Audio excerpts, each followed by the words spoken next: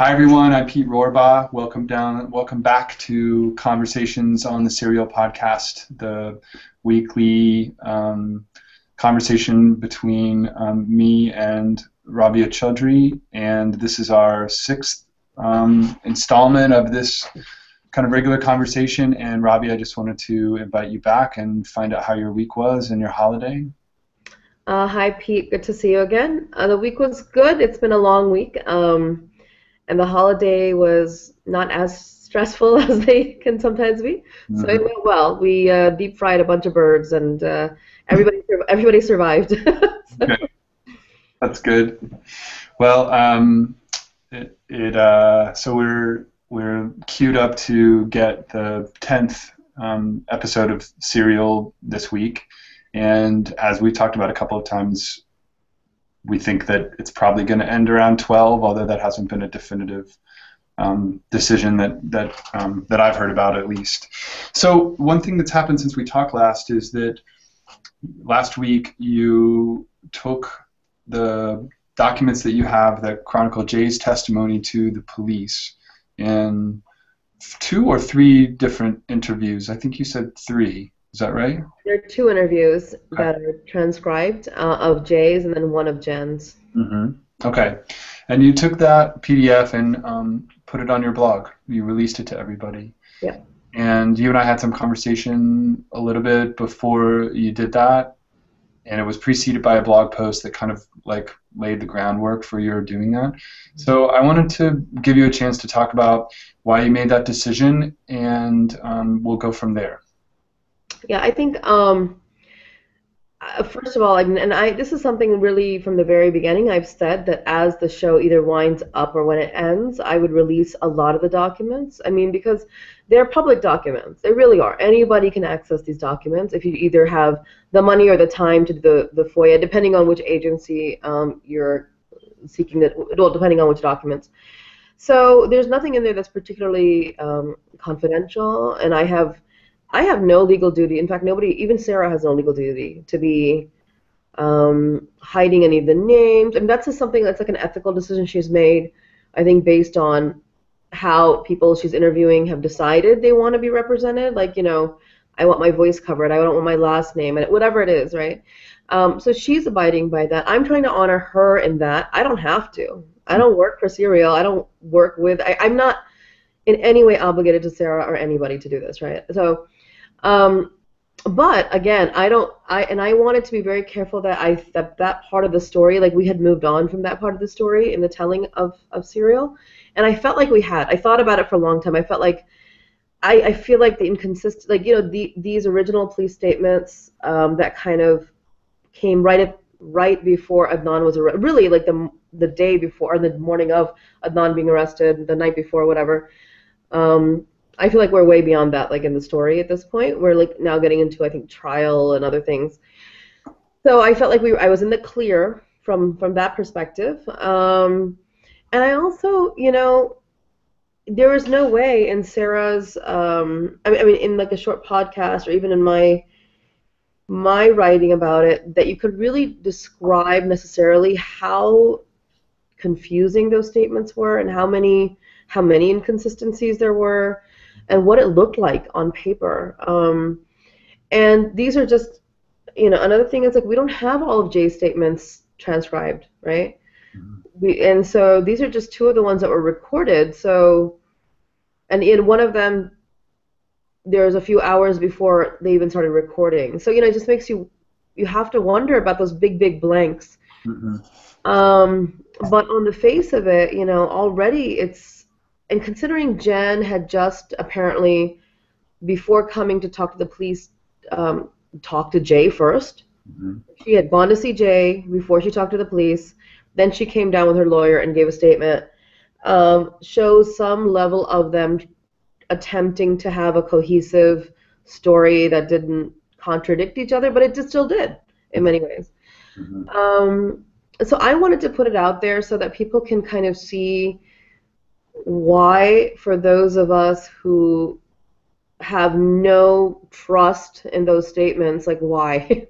Mm-hmm. Like what level of crazy was it? And then there was a blog post that Susan Simpson, attorney here in DC, did I think a couple days later, and she's been blogging the case. I mean, she's done a couple of blogs that she uses the words that Sarah used, which is plotting like Jay's dream, right? Plotting the points on Jay, and that's really kind of what it sounds like. It's you can't. How do you corroborate something that just is?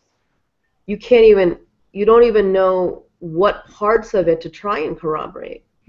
So when I look at that, and I'm not saying like I don't know. I don't know how the police could listen to that or take that and say, yeah, that makes sense. That all makes sense. The story's totally clear. Like after those statements were, they had to keep going back and revising and tightening the story until they got to trial, to cut out the stuff that wasn't consistent, to cut out the stuff that the cell phone records didn't support, to whatever. I mean, to get the timeline tight. Because if Jay had gone from that police room to the courtroom, come on, it wouldn't have worked. Okay. So I wanted to share it for that reason. I do know that I was told I got many, many messages that I did a really crappy job of redacting, which I feel bad about on one hand, but I was so, like, if this was Thanksgiving Day, people are sending me messages. I'm, like, trying to get my turkey out of the brine and, my side, all these things. And the next day I was exhausted. Like, I was just, at some point, and then when Susan's blog came out, in that blog, and I think also in a previous blog, she uses the real names of people, right? Those names are available in appeal records that are online for free. So at some point, I just felt so exhausted. I said, you know what, I've done my best, and my intention was not to out people, but it's there if somebody really wants to dig that deep, and I don't think there's that many people who want to dig that deep. I think they might be on Reddit, but that's it. I think for most people, they're happy and comfortable just following Sarah's narrative. So I went back and I tried to make a couple of changes, but I didn't make too many because I just didn't have the time, and I was sapped. I was just sapped. I was tired.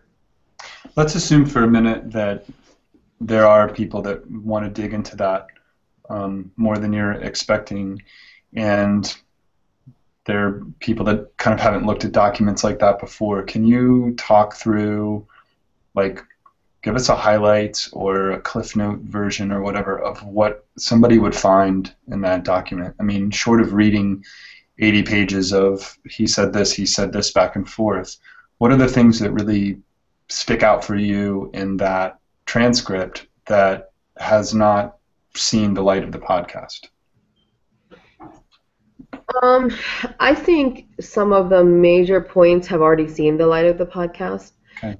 So I think what is more interesting is how repeatedly the police have to kind of bring him back to the right version of the story. Like, so some of the major points, Sarah's pointed out. Some the fact, like the whole narrative of Patapsco Park not existing, then popping back, then disappearing again.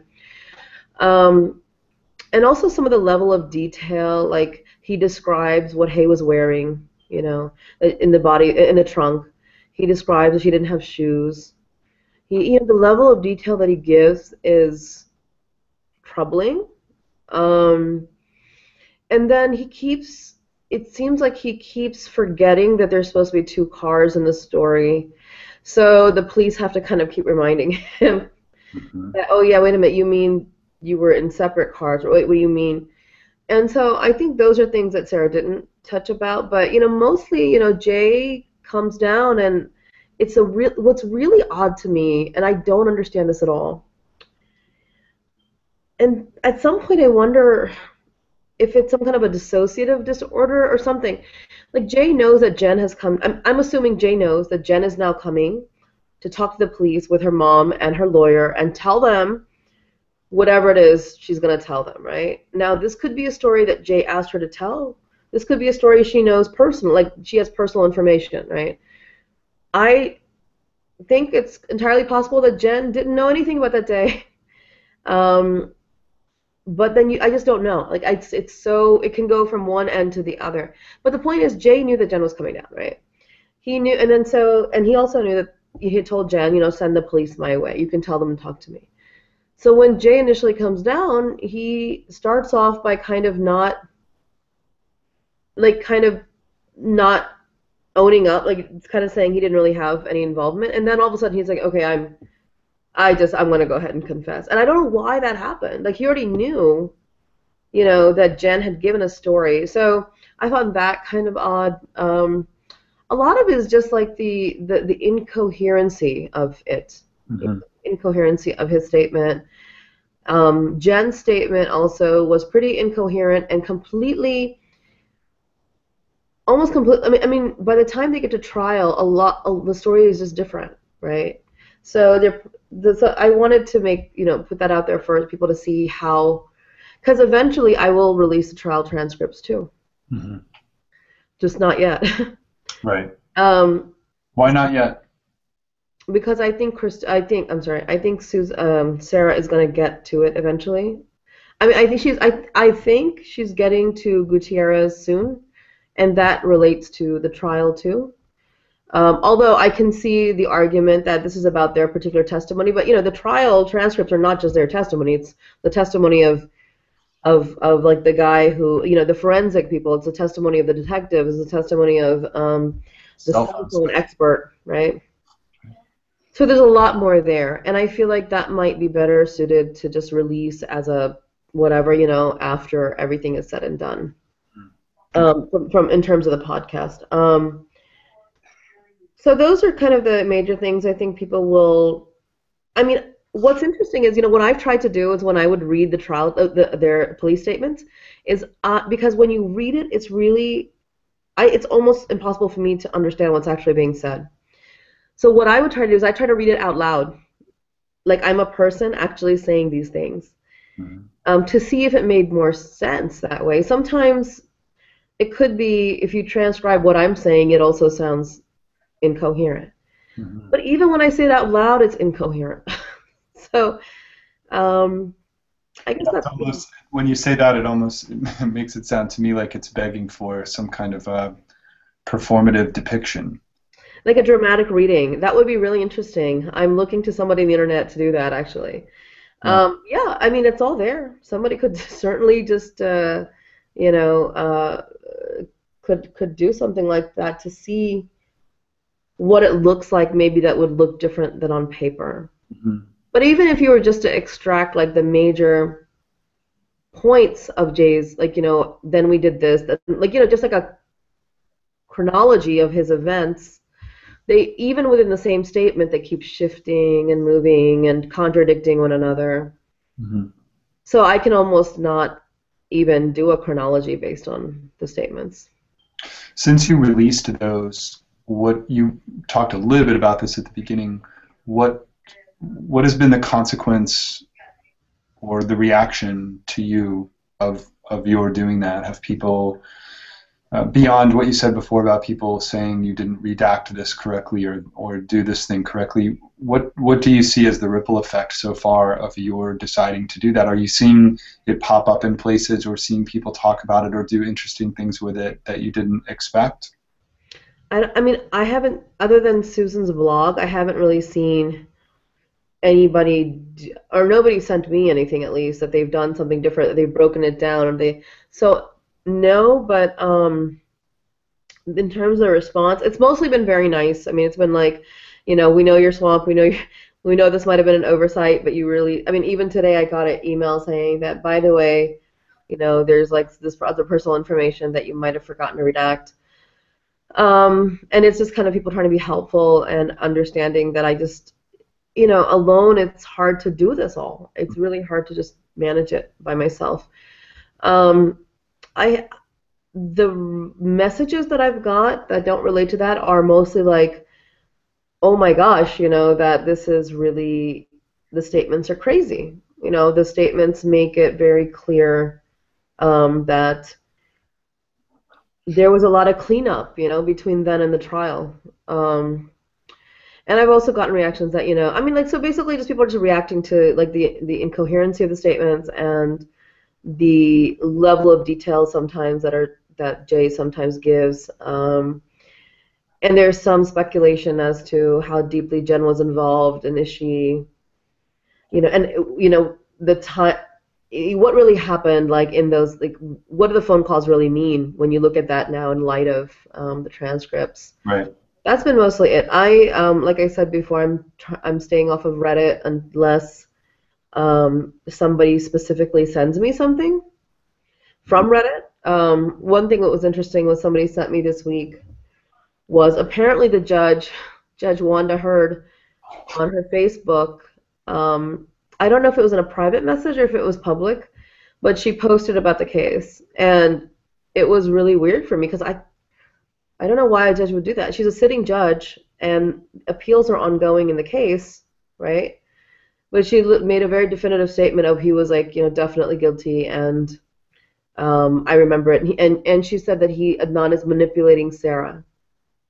Said this in a public space or just in Facebook that somebody screenshot? It was a Facebook comment or message she made, and I don't know though. Like somebody put it on, I guess somebody put it on Reddit, and then somebody sent me the link. And I don't know if she said that like in a private message to somebody, or if she just put it on her Facebook. I think it might have been a private message. Like it sounded like she was responding because it said like, yes, this is the same. This is the same Wanda Hurd who was the judge in the case. And I just found that really weird for a judge to do that. She's put herself. I mean, maybe she's feeling a little threatened because the podcast is putting a lot of light on this, a lot of scrutiny on how it was handled in court, and how the investigation was handled and all these things. But it's still a really weird. I mean, if I was in a position, I wouldn't say a word. I wouldn't say a word until everything was on the table. So there's that. And what's interesting is there's all these. The Muslim community has come of age in a very different way than it was 15 years ago. A lot of us grew up. We grew up. We became professionals. We started making money. We became politically active.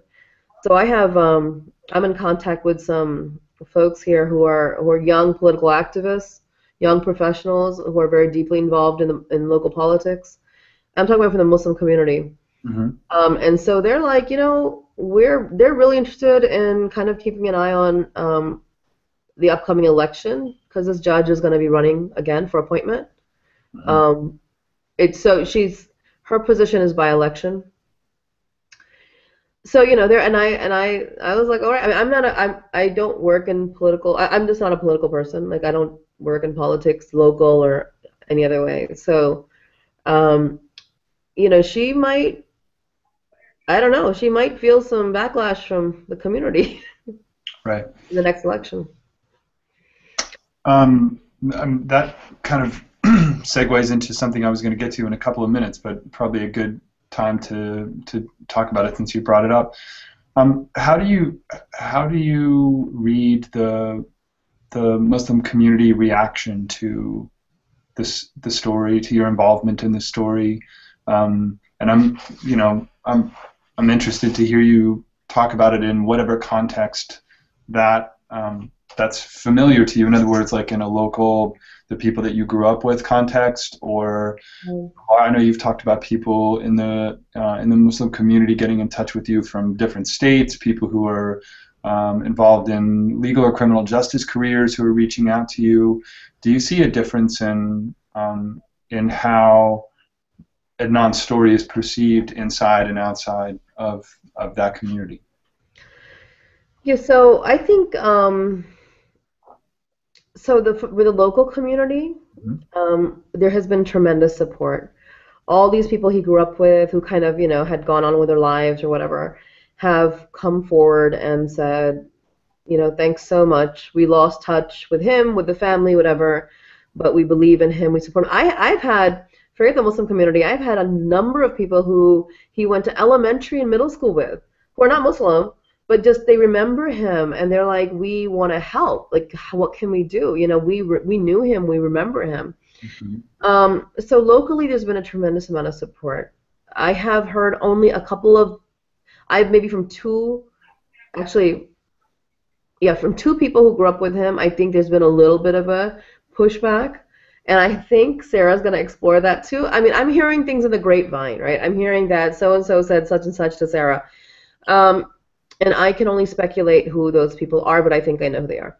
So, there's maybe two out of like hundreds or thousands or whatever, So, and even apparently what they have to offer is just that a non is not was not the kind of golden child that I talked about, which is not exactly what I meant either, um, but not necessarily anything that relates directly to the case itself. I mean, I haven't heard anything like that they are offering anything that would relate him to the case.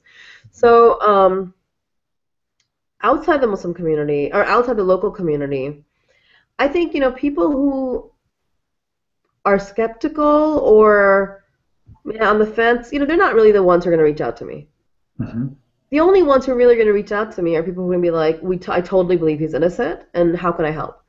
And so those are the messages I'm getting, as from the UK, from across, I mean, like all parts of the world, right?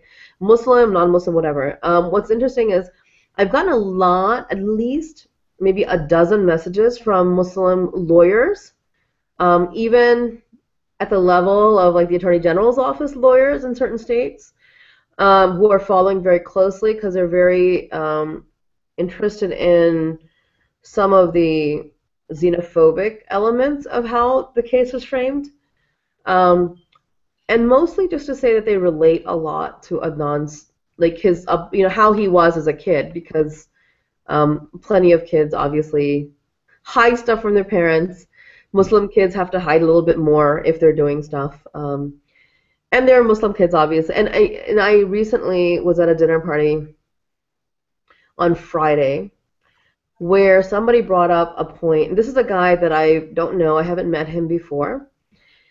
He was really upset, and he's a Muslim. He's an activist. He was kind of really upset about something. He had listened to exactly one podcast. Okay, had not read my blogs yet, I think. So I was a little bit irritated because I said, you're making a lot of assumptions having not listened to this thing, first of all, and not knowing much about it, and you're meeting me for the first time. But he's like, you know what you're doing? He said, basically, you are trying to create sympathy for Adnan by saying that he's like anybody else, and so he smoked pot and he drank and he slept around, and you're cheapening what it means to be a Muslim to make him cool, and to make him palatable to Americans or people who are not Muslim. And I said, what I'm doing is telling the truth. That is what Adnan was doing. And people can say that makes him more interesting, cool, relatable, palatable, whatever. But that's just the truth, So I told him, I said, this is not some weird exercise in making American Muslims, more friendly to non-Muslims. I mean, this is about a very specific case, okay? And this is who he was. So I got a little bit upset. I mean, I was I didn't. I hope I didn't come off as upset. I was internally upset, and I carried that for a couple of days about that. Well, this is a reaction that I have wondered about, and was a little bit of the motivation behind my question. Is that I would imagine, looking at how stories like this ripple through communities and how they're read internally and externally, and how in the United States we have this, obvious dichotomy between your public self and your private self, your who you are in a big kind of cosmopolitan, multicultural sense, and who you are in kind of a more authentic, intimate sense. And I have wondered throughout whether there would be people internal to either the Muslim community or the Korean community who would say, this is too, like, this is like laundry that we really don't, It is. And he actually specifically said, and I'm sure lots of people are feeling like this, he said, listen, you and your brother in the first podcast, because that's all he heard, were like, yeah, we're all like that. He's like, well, guess what? I wasn't like that. I wasn't doing those things. And he's like, and I've got kids who are teenagers. They're listening to this, and they're thinking Muslims are doing all kinds of stuff, and so it's okay. And I said, listen, I said, you might not have done it. I said, and I wasn't doing it, right? I wasn't drinking and smoking pot and stuff. I was like, but there were kids who were doing it, including my brother was doing certain things. I'm like, so this is an aspect of our community that was a part of this case that tied him directly to this case. and I said, for me, we were responding to the idea that this somehow made Adnan very like weirdly duplicitous and this Jekyll and Hyde, which the reality is that a lot of immigrant kids do that, and they do it to so not to embarrass their parents. They do it to really try to respect their parents in a way, because they don't want to put it in their face. And it ties directly to like when the police came to talk to Adnan, his dad was there. And Adnan specifically said, "Can you question me with my brother present, my older brother, and not my dad?" Like that's how much he was embarrassed, and he didn't want to hurt his dad. For him to have to hear. And at that point, all he was doing was answering questions about his relationship, like, "Were you dating Hay? Were you ever in his car or her car?" And he didn't. He didn't want to do that in front of his dad. And so the way this guy was, he was upset about what it meant. I was like, "Yo, your kids don't have to listen to it. Why are you listening to it?" But at the same time, well, what is interesting was, so we're in this dinner party, and everybody else in the room, I mean, not everybody, but a number of people involved in the conversation was like, listen, all this stuff is going on, has been going on. Muslim kids are doing all kinds of stuff, and some Muslim kids don't. It's like any other community. And that's not PR, that's just the truth, Mm-hmm. So I think he also got the sense that I was starting to get, because I was like, I need some air. So he kind of backed off a bit. And we might work together in the future, so on some activism stuff. So. Mm-hmm. Okay. So this may seem like a tangent. We talked about it for just a couple of seconds before we went live, but one event that is unrelated to Adnan's case, unrelated to the podcast, that I see a little bit of a tie in the last week is the grand jury announcement in Ferguson. And how much of a digitally engaged moment that was. At least from my perspective, I knew that I knew that announcement was coming soon, but I popped open Twitter that night and realized that it was like half an hour away, and just stopped whatever I was doing and pulled up the live feed of that announcement, and then watched it unfold over Twitter and watched people respond to it, and the live feed from the helicopter and all the documents that were released after that announcement, the grand jury documents.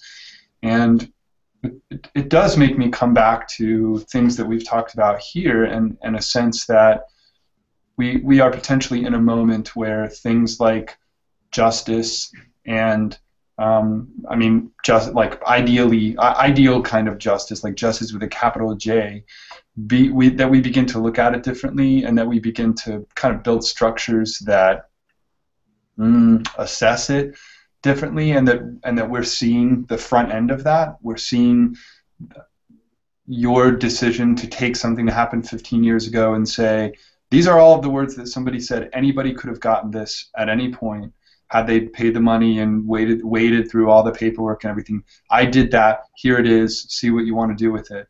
And then obviously with a much different kind of motivation, I think the prosecutor in Ferguson saying, normally we don't do this. Everything about a grand jury is usually secret, but boom, like here is every word that everyone said when they came before the grand jury. And I think that's a really important cultural shift. We can argue back and forth, not you and me, but as a culture, we can argue back and forth about whether there's going to be good repercussions from that or negative ones. But I guess I wanted to ask you, after hearing all of that, if you see this move toward releasing documents that, even if they weren't hidden, did have a certain kind of privilege, like tons of people maybe wouldn't know how to go get that, or that they even could, and then you make it available. Are we in the middle of some kind of cultural change? Yeah, I mean, I think the people's demand for immediate transparency, not just transparency, but like ASAP transparency, the overwhelming ease with which you can have a voice on Twitter and messages and blogs and texts. I mean, it's been overwhelming for somebody like me, as a single, but in a case like Ferguson, I can just I can't even imagine actually the kind of pressure from the public for especially, I mean, this is a decision that was so inflammatory, that had potential for a lot of real damage in terms of like people getting killed, people getting hurt, property damage, things like that. And then just tearing a community to bits, and then you have the entire world kind of focused on this, right? Like, so part of it's become like you have to have compliant, like giving into people's demands, right? Like having to answer very quickly for where you stand. One thing I didn't mention, I've gotten a number of messages from people saying, "Okay, this is all fine and good. We're Adnan. We want Adnan's police transcripts, right?" So like people are just literally making demands on me that I want you to release X and X. I want you to, and so and then you have to make the assessment whether it's like the state's attorney's office or whatever in Ferguson, or it's me about kind of the cost benefit analysis of doing certain things and of the right of people to know. But it's not to say, I mean, like it used to be that we had to wait, like, if something's under, you had to wait like just decades for like something under, like the JFK files or something. Right. Now, between Edward Snowden, I mean, like things get hacked. People just want information ASAP, and they feel like they have the right to the information. When it's public information or it's information that severely impacts the public, I agree. Mm-hmm. I agree. I think people should have the information. Yeah. Mm-hmm. Yeah. I mean, I would have to be really disingenuous and unauthentic to say I have documents that back up my position, but I'm not going to give them to you. I'm just going to carefully curate, and you have to just trust me, because I might not be trustworthy, right? Like, so in order to, I think, in order to really be authentic, I think it's important to do it. Mm-hmm. But again, like you have to make for example, if there's documents that could really harm somebody, a private person or something, then maybe not. I mean, like, the transcripts I had in, I think, Jenn's statements, she talks about a guy named Josh. And I didn't redact Josh's name because it's, first of all, I think it's just his first name. It should only be his first name. But also because he was completely not connected to the case. Like, there was nothing that was relevant in terms of he had no relevant role in the case. He wasn't at trial.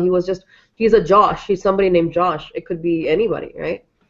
So, but if it was somebody whose full name was there, who was very specific, who seemed like he actually had some impact on the case, then I would have had to think about that, So, yeah, I do see a shift. I think, the thing about internet privacy is, like, we want it when it works to protect our privacy. Mm-hmm. But when it's a matter of public record, we don't. It's fair game. Mm-hmm. When I just to wrap this part up, when I watched the prosecutor McCullough give the speech, he gave a 45-minute speech or something as he was releasing the verdict of the grand jury, and I thought, when you listened to that presentation, when you listened to all the facts being arraigned in a certain way by one individual, dressed a certain way, standing in a certain place with lots of people watching, comporting himself a certain way. With an agenda, with an agenda, and a whole bunch of kind of concerns and anxieties that that are either obvious or kind of under wraps. I thought how it pointed me back to Serial in the sense that in the beginning of Serial, if we had somebody stand up inside that narrative and say, this is exactly what happened, whether it was the police's testimony or Adnan's testimony, if Adnan or you or Saad got, half an hour to say, this is what happened, or these are the things that we should be paying attention to, that narrative construction is so powerful. It's so much. It allows somebody to have so much control, and I mean, you can call it manipulation if you want, but we're leaving things out all the time. This article that I posted on one of my posts a couple weeks ago was about how people want us to be telling them, the objective truth, the real truth, without the tainting of our reading of things. But in fact, it's completely impossible, because to give that kind of objective truth, you have to leave nothing out. You have to cover every detail, Right. every gust of wind, every color. And the minute that you start sifting, you're interpreting, and interpreting is the issue here. So I just think about when Serial is finished and we have all of these podcasts laid out in a line, and I look at the webpage where the Ferguson prosecutor's office lays out all of the documents in this clean kind of way, and then you start looking through those documents and you realize, man, like, this is just one person's story after another, and none of them completely agree with each other. Mm. We are so addicted isn't the right word. We're so hungry for somebody to just tell us what the truth is. But narrative plays such a powerful role in even understanding that truth can exist. Every experience we have of the truth is a narrative experience. Yeah, it is, but there have to be. I mean, we couldn't function as human beings if there weren't facts that we could, facts that everybody can agree on, like certain things, right? Like the earth is firm beneath our feet type of certain, you know what I mean, things that are hard and fast. And while somebody can look at the same documents I have, that are unsifted, and come to very different conclusions about what the story might have been, how things went down, there are people who know the truth, right? Jay knows the truth. He knows what parts of what he's telling is true and what parts he's telling is not true. Adnan knows his truth, right? So, Hay was murdered. We know that's true. Mm-hmm. We know that's for sure, right?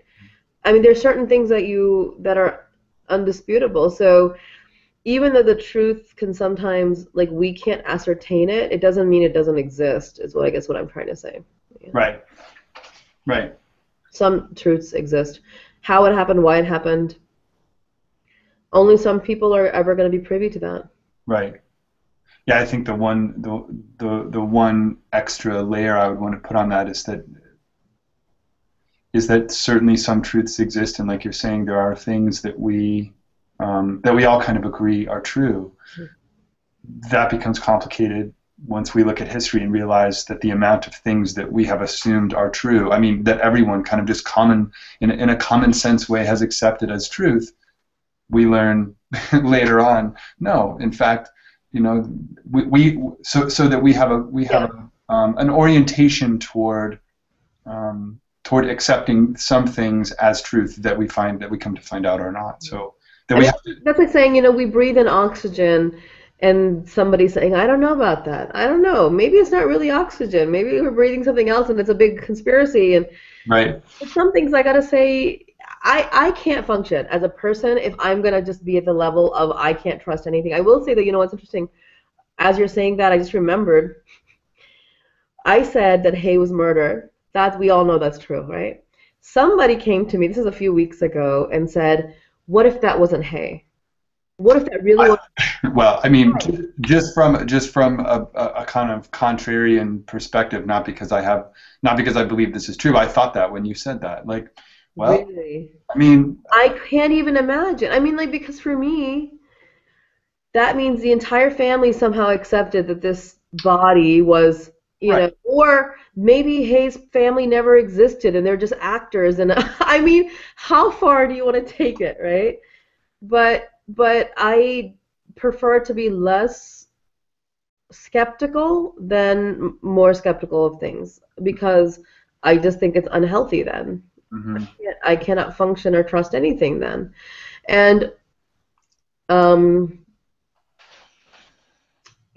so yeah, somebody did say that maybe the police had a lot of pressure, so they just found a random body of a young Asian female and said, "This is Hay," and then contacted. And I said, "Okay, maybe." And then who was that random Asian? Didn't her family miss her? Like, you just can't. Right, of course, and I'm not suggesting that any of that is true, but I guess I am suggesting, and this is maybe going on. I'm maybe pushing this longer than it needs to go, but No, I understand what you're saying. I just reject it because I can't function like that. right. I think that my concern is that when you have people whose job it is to assemble as much of that truth as you Right. can, detectives, judges, lawyers, that you want to believe that they go in with that kind of Objective. religious skepticism. I mean, religious skepticism. Like somebody goes, "Well, this girl was murdered," and somebody goes, "Well, somebody is dead. Murder is a that. I mean, that's an interpretive word. We can read lots of things into that, and this is ultimately like this is the issue that I'm having as the podcast is getting closer. It relates to this quote that I put up on the blog post I put up right before we started, and this quote has stuck in my mind for a long time. It's from an essay by F. Scott Fitzgerald, and he wrote in 1936 in this essay called The Crack-Up that the test of a first-rate intelligence is the ability to hold two opposed ideas in the mind at the same time and still retain the ability to function. And I, I guess I'm getting increasingly. Your position is different because you have an experience of this story. You have years of looking at it. You have multiple slices But of I also have to act. I have to act one way or the other. So right. it's okay. I can hold lots of different views. I can listen to people like say, I can totally see how you can read Adnan in a certain light. Hmm. But Hmm. I have to then decide what version I'm going to act upon, right? Like either I'm going to withdraw my support, I'm going to get on with my life, or I'm going to continue to spend time and emotional investment in this case because I think he's innocent. So for me, the impetus to make a decision and how I'm going to act is where I have to then Hmm. I can hold the thoughts, but I have to pick one. I have to prioritize one. Right. Yeah, that's why I think your experience is different than most people who are listening to 9 episodes of a podcast and so religiously attached to the truth of something. Absolutely, I think Adnan did it. All of this is a lie. Absolutely, I think Jade did it, and everything that we, you know, um, I feel like I'm certain of one thing so far, and it doesn't have to do with guilt or innocence. Like, so I guess I'm content. And I said this before, 'cause surprised by the the ardent nature that people who are only just being introduced to all of this stuff will will decide. People Um, have opinions. They want to have opinions. I think we feel more comfortable sometimes not being in a gray space. right, right, Um, Especially if you are somebody who are deep enough of a person to imagine what those gray spaces mean, what that means for Adnan, what it means for his family, what it means for Jay. Um, but I had something else I was going to say in response to what you just said, but it slipped my mind. It's okay. We move on. we've gone 45 minutes, and I don't want to push that boundary too hard. There are a couple of things that I want to say wrapping up. One is that we had a whole kind of direction, or I had a whole direction that I wanted to go today, kind of at the end, that I'll move to either next week or the week after. That has to do with digital advocacy and activism. We were kind of like flirting with the edge of that whole idea the whole time, but I'd like to devote more time to that. And also, just a kind of functional platform piece of information for people that follow these conversations. It seems like it confused a couple of people last week, or maybe has in the past, that this video, as you're watching it, is an open link, and then later it becomes a private link, and so people that only have that URL aren't able to get back to it. But just for anyone else who follows along, once I edit the two title screens into this video and post it on my blog, it changes to a different URL, and that's when I make the first one private, so that there's not two versions of this thing sitting out there collecting comments. And I wanted to kind of like consolidate the conversation. So if you ever do come back to a link that you've watched us live, or that was up an hour or two after we were done, and it's gone, or it's private, if you just go to my blog or my YouTube page, or what Rabia posts, because I think that you usually tweet it out once I post it as well. Yeah, and I put it on my blog too. Mm-hmm. So that'll I won't be making things private when there isn't already a public version of it sitting out there. So. Speaking of which, the new blog is doing very, very well. Thank you. I'm glad. It's a good. It's getting a lot of traffic. It's a good feeling to have kind of like set up your own shop. Yeah, it's good. But I realize in setting it up, it's kind of like not completely set up. So there's all these categories I still have to go back and fill with, like, my previous writings, and Mm-hmm. I have a lot to catch up on. So, yeah. And I also, what's interesting is that I have for many years written a couple of pieces every month on different issues, Mm-hmm. but now consistently almost all my writing has been, at least for the last couple months, just about a done. And I have to, at some point I have to put in I contribute to Time, I contribute to some other platforms, and I have to try to extract myself from this space and get back into like doing an article on violent extremism or do something else. Right. And I'm so like zapped out. I'm so like, just my bandwidth is just like being pushed because of this. So that's been a challenge, and I feel like I don't know. At some point, people on Facebook are just going to start defriending me because they're like, just shut up already about Serial and not get back to the other stuff you used to talk about. Yeah, I can totally relate. To that feeling. But in another sense, I think that when we pour ourselves into something like this, and you and I talked about, projects that we might be involved in coming out of this, when you pour yourself into something like this, you walk away from the experience with a deep understanding of that thing and other things like that thing. So, I think that anybody who's paid a lot of attention to Serial and who's a good listener and a thoughtful person will walk away from Serial, from talking about it with people or writing about it, with kind of a deeper understanding of things that are not just related to Adnan. Yeah.